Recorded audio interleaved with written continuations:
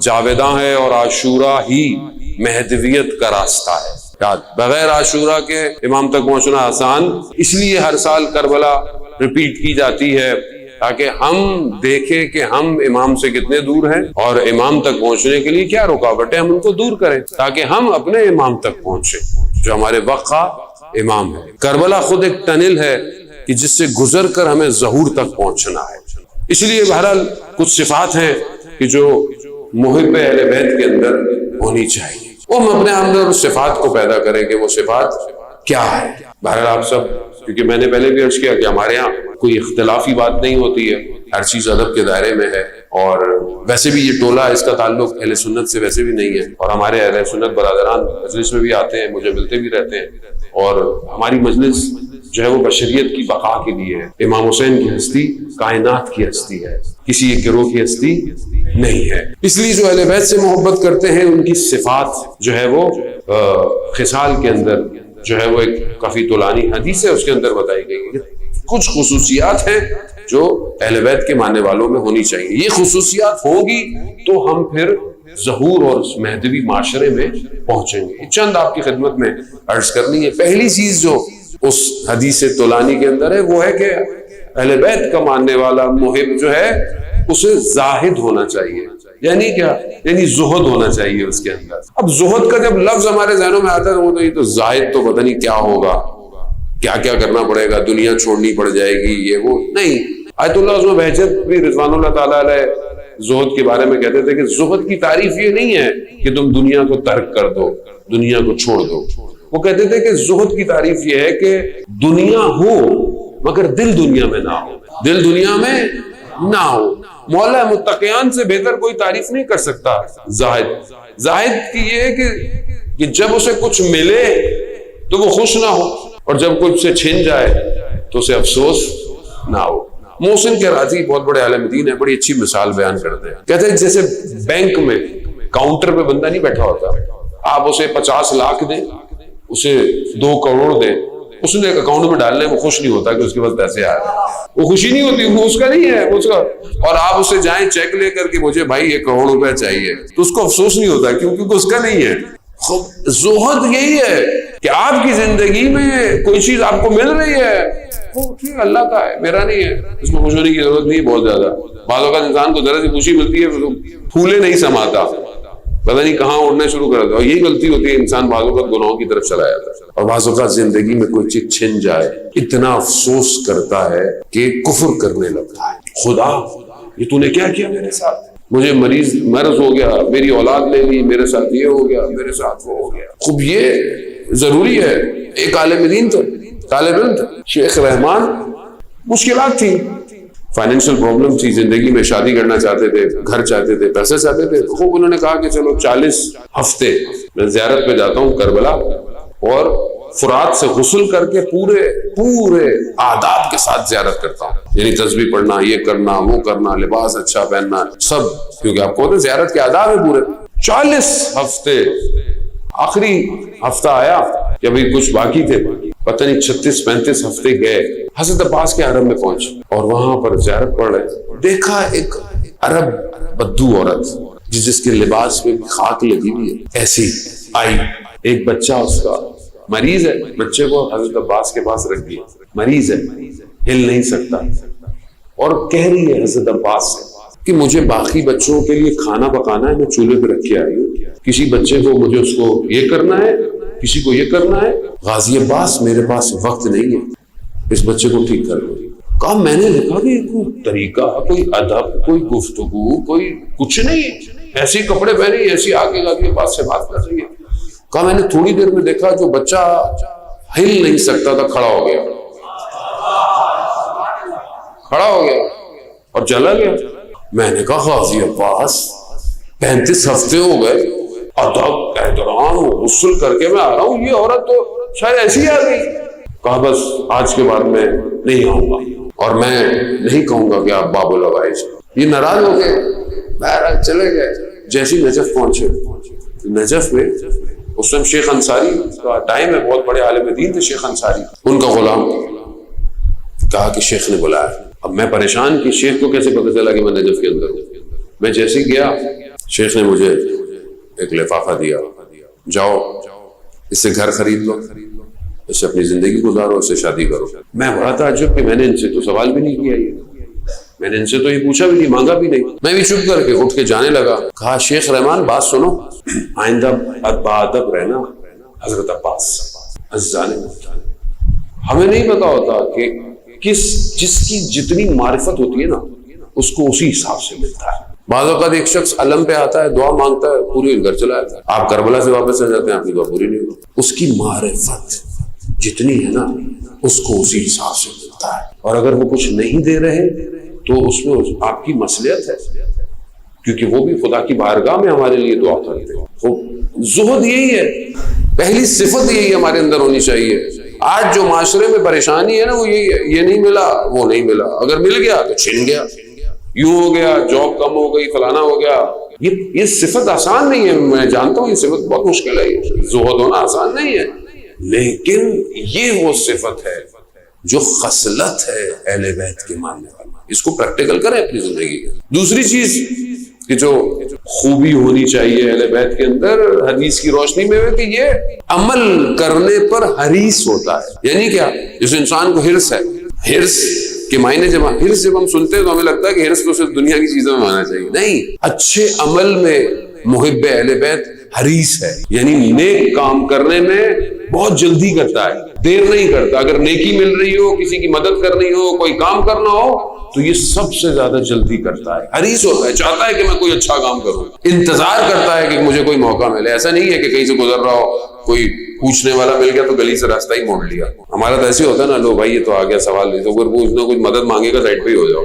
Phone نہیں اٹھاتا آدمی، کیوں؟ کیونکہ وہ صفت پیدا نہیں ہوئی ہے۔ حریص بے عمل ہونا بہت ضروری ہے جان محترم۔ انسان ایسا ہونا چاہیے کہ ڈھونڈے کہ میں کسی کا حل کیا کر سکتا ہوں، میری ذات سے کسی کو کیا پریشانی ہو سکتی ہے۔ انسان اپنے گلی محلے میں ہو، رشتہ داروں میں ہو، کہیں نہ کہیں ہو، انسان کو دیکھیں کتنا اچھا آسان سا عمل ہے۔ آپ بس میں بیٹھے ہوئے جا رہے ہیں، کوئی بزرگ آ گیا، کوئی بوڑھا شخص آ گیا، کوئی شخص کسی کے پاس سامان ہے، حریص ہو اس سے پہلے کہ کوئی اور اٹھے، آپ اٹھ جائیں، یہ کام تو کر سکتے ہیں، خوب کسی کی ہیلپ کرنا۔ اور اسی طرح باقی چیزوں کے اندر بھی، گھر کے کاموں کے اندر بھی جو ہے انسان کو عمل، اچھے عمل کے لیے حریص۔ بس میں تیزی سے کاؤنٹنگ پوری کر رہا ہوں۔ تیسری صفت جو ہے وہ ورع فی الدین، یعنی دین کے اندر تقوی اختیار کرنا۔ تقوی کے سادے معنی کیا ہے؟ تقوی کے سادے معنی کیا ہے؟ پرہیزگاری ہے، یعنی جس چیز سے اللہ نے کہا ہے اسے انجام دو، جس چیز سے اللہ نے منع کیا ہے اسے چھوڑو۔ جیسے بالکل ڈاکٹر دیکھیں، ابھی تو خدا بہرحال شفا دے جو لوگ مریض ہیں کووڈ کی وجہ سے یا اور کسی وجہ سے، تو دیکھیں ڈاکٹر آپ کو کیا دیتا ہے؟ ڈاکٹر جو نسخہ دیتا ہے، دوائی کب عمل کرے گی؟ جب آپ پرہیز کریں گے۔ اب آپ ڈاکٹر نے منع کیا ہے کہ آپ آئل والا کھانا مسلم نہیں کھائیں یا شوگر استعمال نہ کریں، اب آپ دوائیاں کھائے جا رہے ہیں مگر پرہیز نہیں کریں تو آپ کو افاقہ ہوگا۔ ہم پھر کہتے ہیں کہ ہم مولانا اچھا کام بھی کرتے ہیں، نماز بھی پڑھتے ہیں، پھر بھی ہمارے مشکلات ہیں، تو آپ پرہیز نہیں کر رہے۔ خدا نے پرہیز بھی تو بتائیے۔ نماز اگر آپ پڑھتے ہیں تو غیبت نہیں کرنی چاہیے نا، سوء ظن نہیں رکھنا چاہیے، کسی پہ تہمت نہیں لگانی چاہیے، جھوٹ نہیں بولنا چاہیے، اب یہ ساری کہیں ہیں۔ حرام سے پرہیز کرے، ادھر جو ہے وہ انسان جو ہے وہ حرام مال بھی بٹورتا رہے اور پھر بولے کہ نہیں میں تو نیکی بھی کرتا ہوں، میں تو لوگوں کو کھانے بھی کھلاتا ہوں، بھائی کو فائدہ نہیں ہے، ادھر سے جو آ رہا ہے وہ جا کہیں اور رہا ہے، جا کہاں سے رہا ہے۔ تو یہ سمپل ڈیفینیشن ہے۔ بچہ کامیاب ہونا چاہتا ہے، اچھا پڑھے، سارے کام کرے، ساری چیزیں کرے، لیکن اس کو بہت سارے پرہیز بھی کرنے ہیں۔ گیم نہ کھیلے، آج کل یہ بچے گیم بہت کھیلتے ہیں، یہ بڑا مسئلہ ہے۔ یہ ساری چیزوں کو آپ کو کنٹرول کرنا پڑتا ہے۔ خوب ورع فی الدین تیسری کوالٹی ہے محب اہل بیت کے لیے۔ چوتھی چیز رغبہ فی العبادہ، عبادت کی طرف رغبت رکھنا۔ کیا یہ ہمارے اندر پائی جاتی ہے؟ ہمارے اندر یہ پائی جاتی ہے۔ اب آپ کہیں کہ کوئی شخص بولے کہ میں اہل بیت سے محبت کرتا ہوں اور مگر وہ جو اہل بیت نے کہا ہے وہ نہیں کرتا، تو پھر اس کا مطلب ہے یا تو محبت اچھی نہیں ہے یا پھر کوئی اور مسئلہ ہے۔ زیادہ محترم رغبت سے عبادت، یعنی اہل بیت کی رسول خدا حضرت محمد مصطفیٰ صلی اللہ علیہ وسلم صلی رسول خدا جب اذان ہوتی تھی تو چہرے کا رنگ بدل جاتا تھا، وقت نماز قریب آتا تھا تو حضرت بلال کو کہتے تھے بلال اذان دو تاکہ میں راحت ہو سکوں، سکون ہو ہے مجھے۔ کیوں؟ عبادت کی طرف رغبت ہے. عبادت ظاہر ہے انہوں نے ہمیں عبادت سکھائی ہے. مولا متقیان عبادت میں ایسے کھڑے ہیں کہ تیر جو ہے وہ عبادت کی حالت میں نکالا جا رہا ہے. کیوں؟ پروردگار. امام سجاد سجدے کی حالت میں گھر میں آگ لگی ہوئی، شور مچ گیا، آگ لگ گئی، آگ لگ گئی، آگ بجھ گئی. امام سجدے سے ہٹا، مولا گھر میں آگ لگ گئی تھی. امام نے کہا مگر تم نہیں جانتے کہ جہنم کی آگ دنیا کی آگ سے بہت زیادہ خطرناک. اب یہ عبادت کی طرف رغبت ہے. آیت اللہ قاضی طباطبائی رضوان اللہ تعالیٰ علیہ 1 گھنٹہ تہجد کی نماز، 1 گھنٹہ یہاں اٹھا نہیں جاتا آدمی سے، واجب نماز نہیں پڑھی جاتی، وہ تہجد جو واجب بھی نہیں ہے. نجف کے نگلستان میں 1 گھنٹہ. خود کہتے تھے جب میں تہجد پڑھتا تھا تو مجھے دنیا مجھ سے منقطع ہو جاتی تھی، ڈسکنیکٹ ہو جاتی تھی، اور میں زمین اور آسمان کے ذکر سنتا تھا. یسبح للہ ما فی السماوات و ما فی الارض. زمین اور آسمان تسبیح کر رہی ہے. اب یہ ہماری زندگی میں کب ہوگا عزیزان محترم؟ ارے صفت ہم نے اپنے اندر پیدا کر لی ہے. ہمیں کب رغبت ہو، کتنی رغبت ہونی چاہیے. جو واجب ہے کم از کم ہم وہ تو ادا کریں. اور واجب کے لیے بھی جب نماز کا وقت ہو تو ہم پریشان ہوتے نماز کے لیے پہنچنے کے لیے. دیکھیں میں نے کل بھی وہاں پڑھا تھا بحریہ ٹاؤن میں، امام ارشاد فرماتے ہیں کہ اگر ہمارے مومن کو چیک کرنا ہے تو تین چیزوں میں چیک کرو.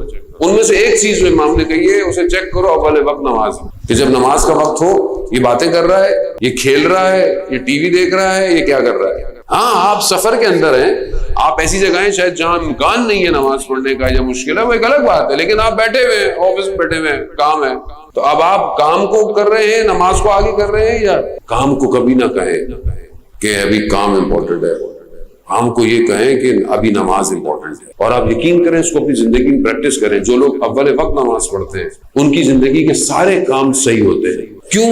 کیونکہ نماز انسان کو نظم دیتی ہے. نظم. آیت اللہ قاضی طباطبائی نے کہا ہے کہ اگر کوئی اول وقت نماز پڑھے اور کسی مقام پہ نہ پہنچے تو قیامت میں میرا گریبان پکڑے. کیوں؟ کیونکہ یہ مومن کی صفت ہے، رغبت عبادت کی طرف. دل چاہے جوان، میں کیونکہ جوان بیٹھے ہوئے یہ ساری باتیں میں جوانوں کے لیے کر رہا ہوں. بارہ جوان کیا دل چاہتا ہے آپ کا؟ جب آپ اکیلے ہوتے ہیں آپ کا کیا دل چاہتا ہے؟ اسی سے پتہ چلے گا آپ کا دل کیا ہے. ایک آدمی اپنی خلوت میں اس کا دل کیا چاہتا ہے؟ کیا اس کا دل چاہتا ہے کہ وہ خدا کو سجدہ کرے؟ کیا اس کا دل چاہتا ہے کہ رات کی تاریکی میں اٹھے؟ کیا اس کا دل چاہتا ہے کہ میں اپنے رب کی عبادت میں سب سے پہلے جاؤں؟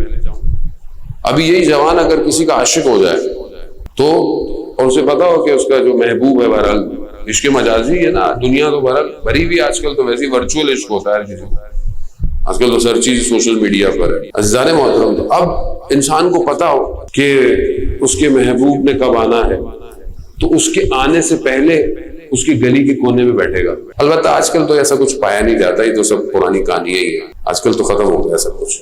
تو جو عشق حقیقی ہے اس کی محبت کرنے والے کو اذان سے پہلے مصلی بچھا کے بیٹھنا چاہیے. اذان سے پہلے.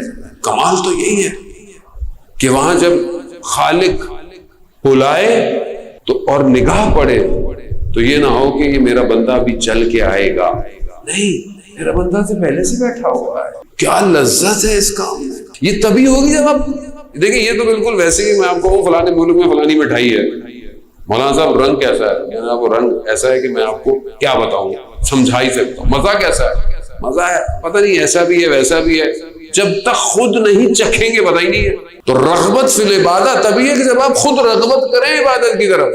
اس صفات کو جب آپ خود لے کر آئیں گے تبھی یہ آپ کے اندر وجود میں آئے گی.